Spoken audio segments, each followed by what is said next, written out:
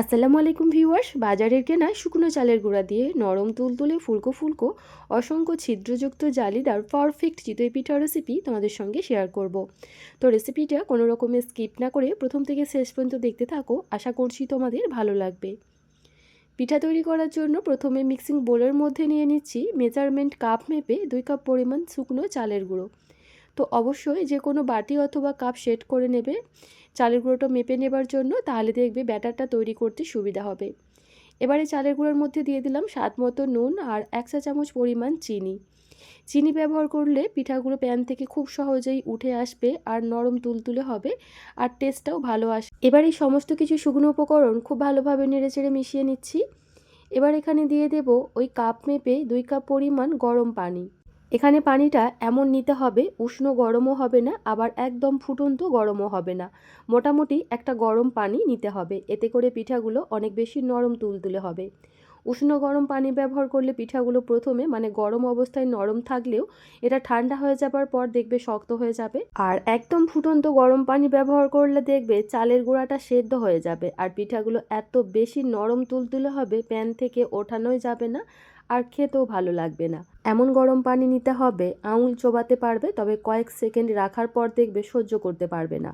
ঠিক এইভাবে পানিটা গরম করে নেবে। আশা করি তোমাদের বোঝাতে পারলাম। আমি অল্প অল্প করে 2 কাপ পরিমাণ পানি অ্যাড করে 5 থেকে 6 মিনিট সময় নিয়ে খুব ভালোভাবে মথে নিয়েছি, ব্যাটারটাকে খুব ভালোভাবে ফেটিয়ে নিয়েছি। এবার এই ব্যাটারটাকে পেস্ট করার জন্য বা ব্লেন্ড করার জন্য মিক্সিং জারের মধ্যে নিয়ে নিচ্ছি। তোমরা চাইলে এখানে হ্যান্ড ব্লেন্ডারও ব্যবহার করতে পারো। তো আমি এখানে চালটাকে 2 থেকে 2.5 মিনিট সময় নিয়ে খুব ভালোভাবে ব্লেন্ড করে নিয়েছি। একদম স্মুথ মসৃণ আর একটা ক্রিমি টেক্সচার এসেছে, দেখতেই পাচ্ছ। ঠিক এইভাবে চালটাকে পেস্ট করে নিতে হবে। আচ্ছা, তোমরা চাইলে এই কাজটা পিঠার ব্যাটার তৈরি করার কাজটা হাত দিয়েও করে নিতে পারো, সেক্ষেত্রে সময়টা অনেক বেশি লাগবে, মিনিমাম 15 থেকে 20 মিনিট সময় লাগবে। তবে এত সময় হাতে না থাকলে বা ধৈর্য না থাকলে এইভাবে মিক্সি জারে দিয়ে ব্যাটারটাকে পেস্ট করে নিতে পারো, সেক্ষেত্রে খুব সুন্দর চিতই পিঠার জন্য ব্যাটারটা একদম রেডি হয়ে যাবে।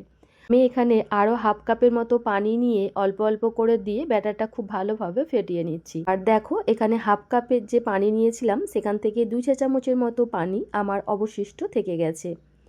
পিঠের ব্যাটারটা খুব বেশি পাতলাও হবে না আবার অনেক বেশি ঘন হবে না, একটা মিডিয়াম ঘনত্বের ব্যাটার আমাদের তৈরি করতে হবে। এবার চিতই পিঠার টেস্ট বাড়ানোর জন্য এখানে দিয়ে দিলাম আমি 1/4 কাপ ফ্রেশ নারকেল কোড়া। নারকেল কোড়া দিয়ে দেখবে পিঠাটা খেতে অনেক বেশি ভালো লাগে।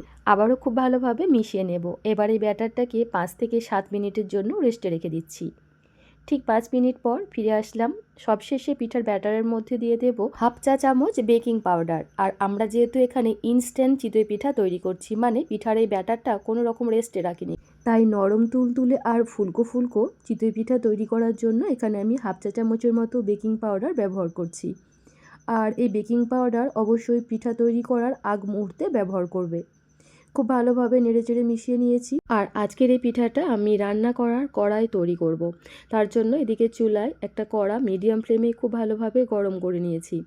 এবার এখানে তেল আর পানির একটা মিশ্রণ ব্রাশ দিয়ে খুব ভালোভাবে লাগিয়ে নিচ্ছি, এতে করে পিঠাগুলো খুব সহজেই প্যান থেকে উঠে আসবে। এবার পরিমাণ মতো ব্যাটার দিয়ে দেব।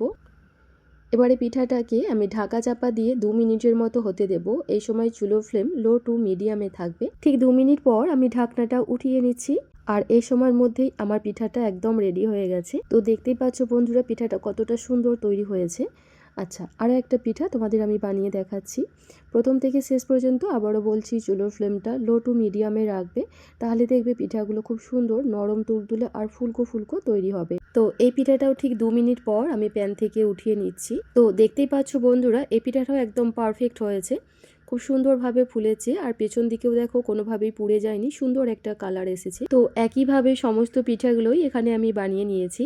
তাই চিতই পিঠা খেতে ইচ্ছা করলে এখন আর ঘন্টার পর ঘন্টা অপেক্ষা করতে হবে না। ইনস্ট্যান্ট চিতই পিঠা মাত্র 10 মিনিটেই রেডি করে নিতে পারবে। আর এই পিঠাগুলো ঠান্ডা হয়ে যাবার পর একই রকম নরম তুলতুলে থাকবে, কোনোভাবেই শক্ত হবে না।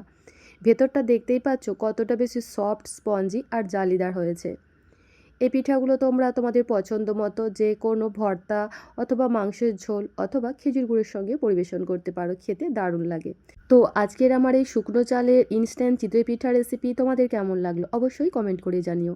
ভালো লাগলে নিজের ফ্রেন্ড ফ্যামিলির সঙ্গে শেয়ার করবে এবং আমার চ্যানেলটা সাবস্ক্রাইব করে পাশে থাকার অনুরোধ রইল। আজ তাহলে পর্যন্ত, আল্লাহ হাফিজ।